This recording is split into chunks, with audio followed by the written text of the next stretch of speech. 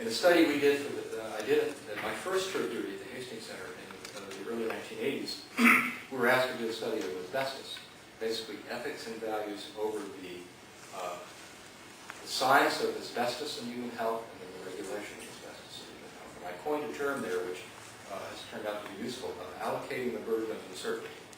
Essentially the debate over once there was a general admission that asbestos did have an impact on human health, and the question came, how do we regulate this? What level of exposure might we permit? Continue to permit. One side wanted to say, well, until you can prove it's harmful, the burden of uncertainty is on you. Until you can prove it's harmful, we're going to have a pretty generous standard. The other side said, no, until you can prove it's safe, we're going to have a very conservative standard. So you are a fight over who bears the burden of uncertainty. So, thinking about synthetic biology once again. We have the precautionary and reactionary principles, and they are useful tools for thinking about how we will regulate synthetic biology. It might also be interesting to think about interests and identities in our approach to synthetic biology. My guess is that the precautionary and reactionary principles are essentially efforts to sort of give a label for different ways of thinking about how interests will be raised.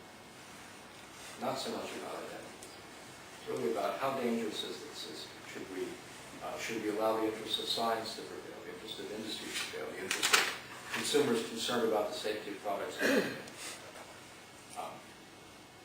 A question that is raised is synthetic biology best understood as on a continuum with decades of hacking biology? We've been doing it since '74.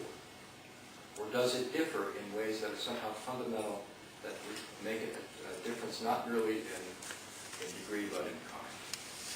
If we accept the continuum account, one implication is that we should re-examine our current practices with respect to the control of genetic engineering. If it really is on a continuum, then the arrow points this way as well as that way.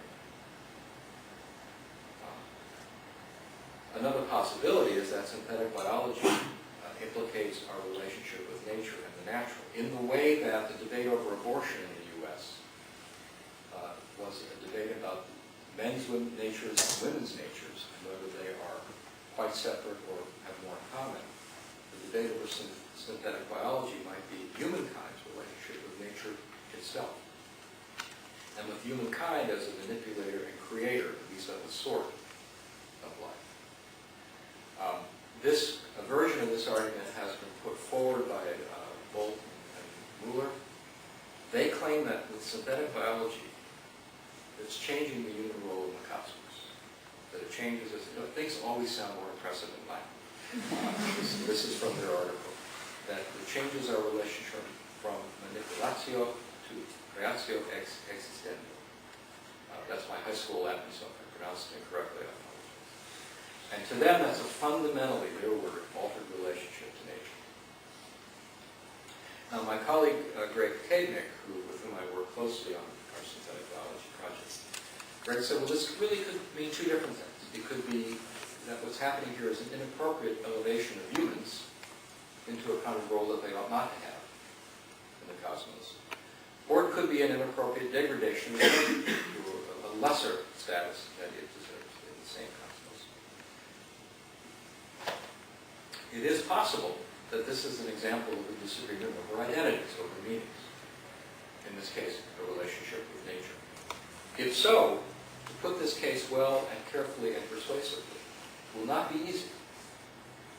My own sense is that it will require not merely good philosophical arguments, but compelling arguments that persuade us about our relationship with nature. I mean, I proposed a test case in my book, The Work of a Child, 13 years ago.